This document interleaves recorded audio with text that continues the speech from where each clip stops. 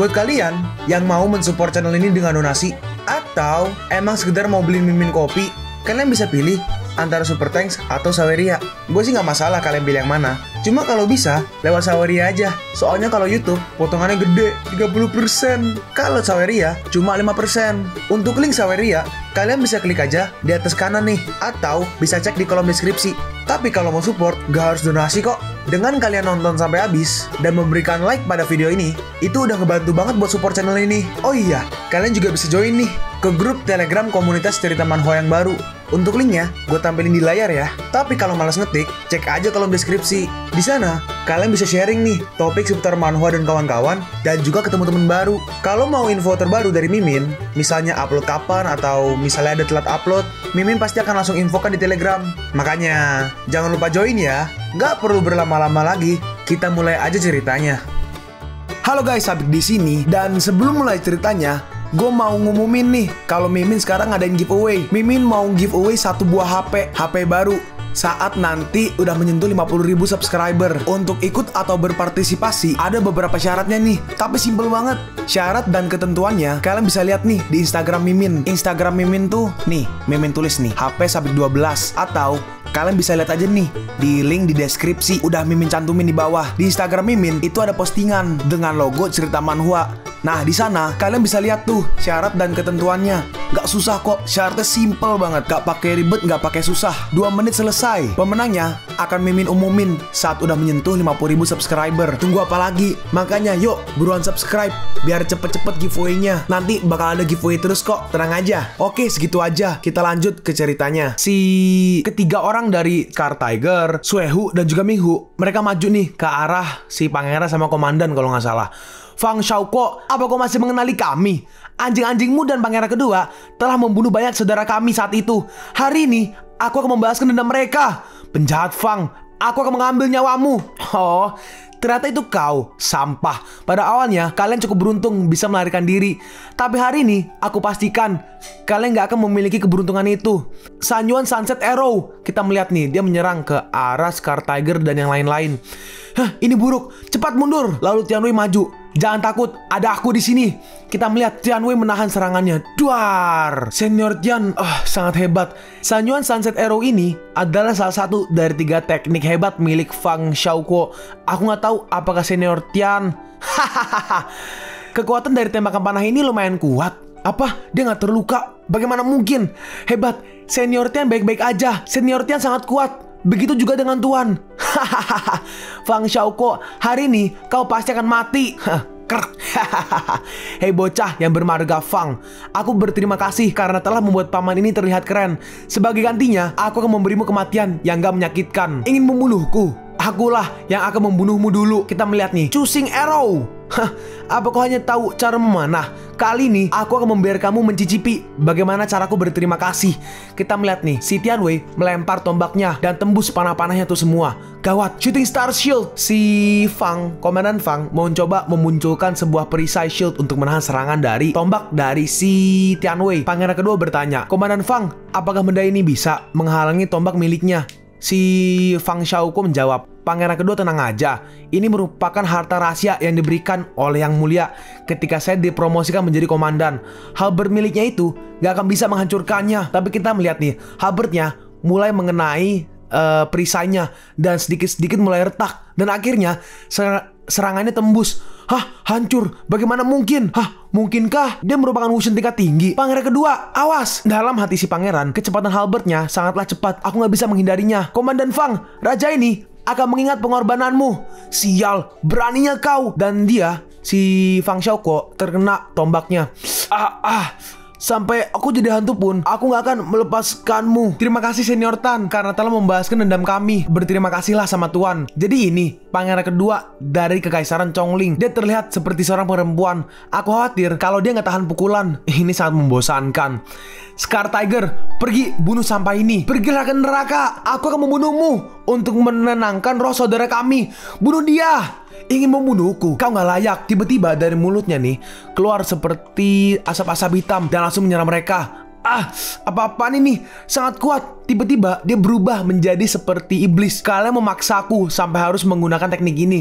Kalian semua harus mati. Hah? iblis. Bagaimana bisa iblis muncul di Kekaisaran Chongling?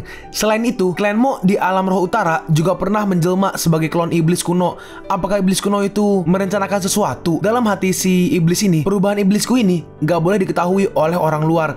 Sekarang, aku harus mendapatkan meteor Divine Light agar dapat menyelesaikan perbedaan kualitas, menghancurkan semua orang, dan menjadi pemenang terakhir. Meteor Divine Light adalah milikku. Si iblis pun naik maju. Gak, jangan sampai dia mengambil meteor Divine Light. Tianwei, tangkap dia hidup-hidup. Baik tuan. Kalau kau ingin merebut meteor Divine Light, kau harus lewati aku dulu. Lalu si iblis ini menggunakan Heavenly Magical Body Tafa. Itulah. Apa ini? Kita melihat seperti ada klon dari iblis itu. Kau nggak akan bisa menghentikanku. Ketika aku berhasil memurnikan meteor Divine Light, kalian semua pasti akan mati. Meteor Divine Light adalah milik Citan. Siapapun yang berani mengambilnya pasti akan mati. Ten Vein Excalibur, bunuh! Kita melihat nih, serangannya tembus. Heavenly Magical Body Tafa ini mengubah tubuhku menjadi energi iblis surgawi yang paling murni, mampu mengabaikan semua serangan energi lainnya. Cao Fang, kau nggak akan bisa menghentikanku. Apa itu energi iblis murni? Selanjutnya, aku akan mencoba teknik ini. Kita melihat nih, dalam hati Cao Fang, tinju iblis pengorbananku ini merupakan teknik rahasia yang diciptakan oleh Raja Iblis. Dan itu pasti bisa menangani pangeran kedua kekaisaran ini. Dan serangannya berhasil menghempaskannya. Bagaimana mungkin? Dari mana kau belajar teknik rahasia iblis? Siapa kau sebenarnya? Orang yang akan mati nggak perlu banyak tanya. Tidak. Kau nggak bisa membunuhku. Aku adalah pangeran kedua dari Kekaisaran Chongling. Boom. Aku nggak peduli siapa kau. Jika ada orang yang berani menghalangiku, maka dia hanya akan menemui jalan buntu. Dalam hati Cao Fang, aneh, kenapa aku nggak menerima notifikasi sistem jika sudah membunuh pangeran kedua? Dan ternyata kita lihat nih, iblisnya masih hidup. Apa? Pangeran kedua benar-benar menampung jiwa yang terbagi di tubuhnya. Apakah itu?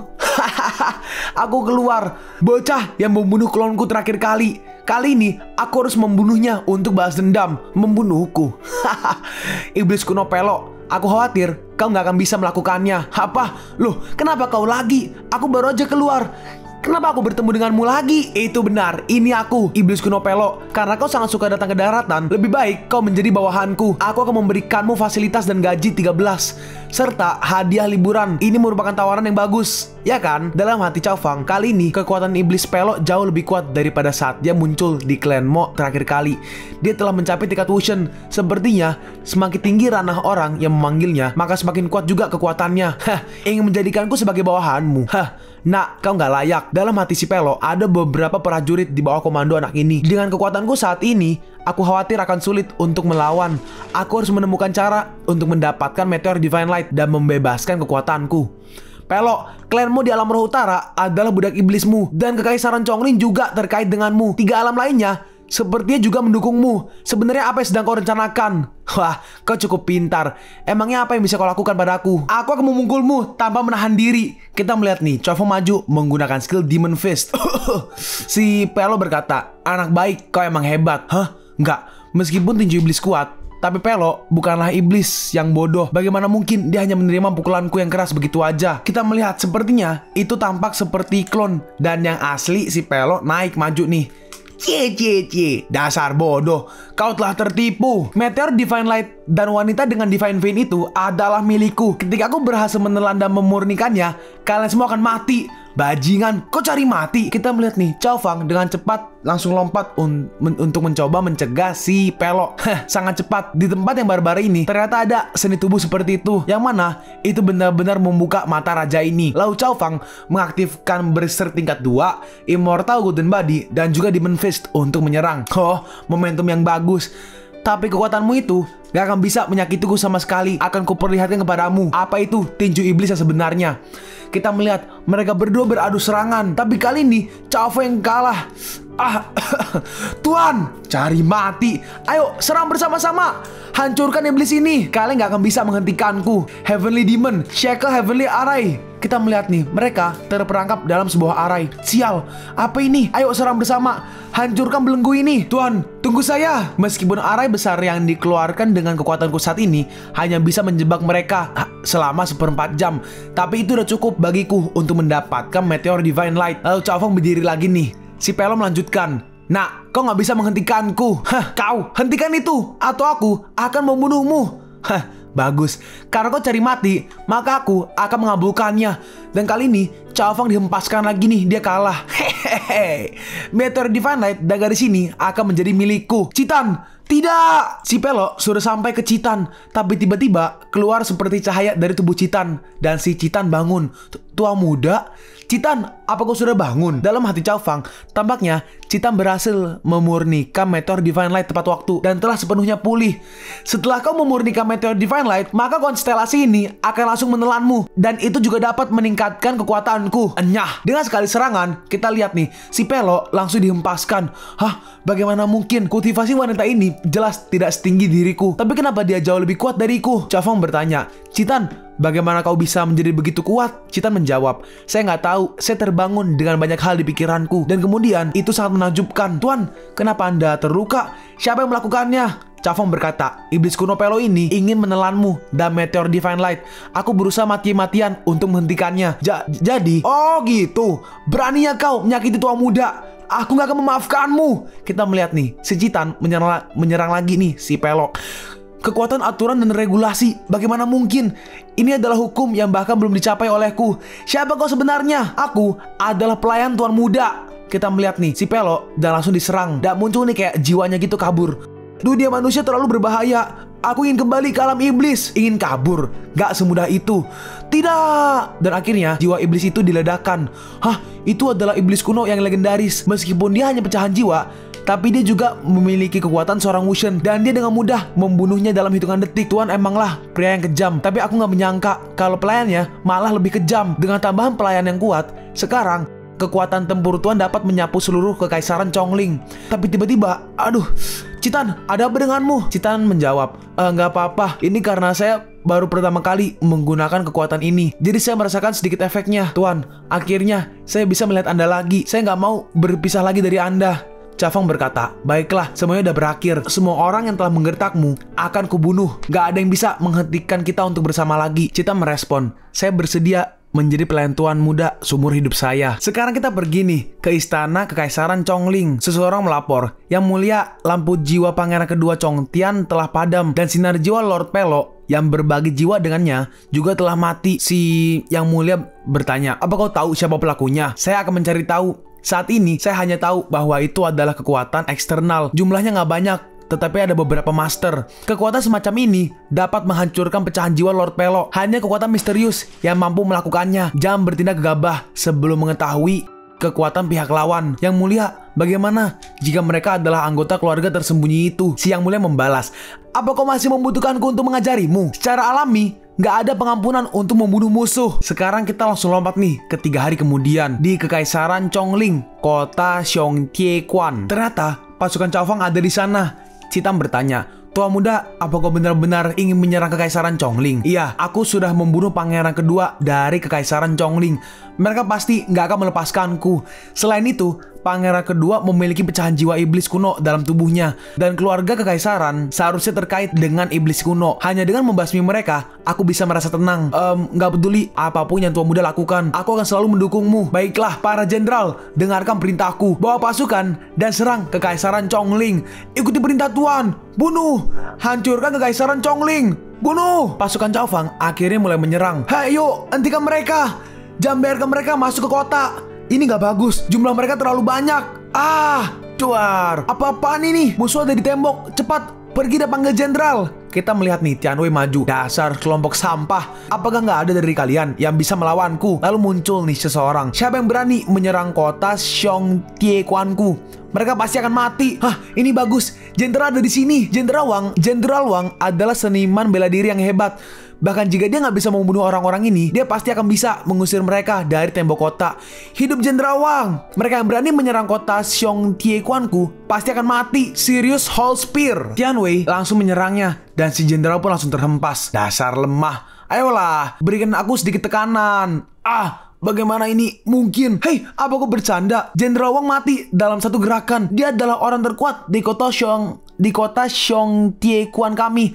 Dia bahkan sudah mati. Dan kenapa kita harus menahan mereka? Jangan melawan mereka. Aku belum mau mati. Tianwei telah menyelesaikannya. Jadi aku juga nggak bisa terlalu lambat di sini. Sky Golden Dragon. Cuar, kita melihat nih, mereka mulai membantai dan akhirnya temboknya pun hancur runtuh. Maksudnya pintunya lah, jadi orang-orang bisa masuk.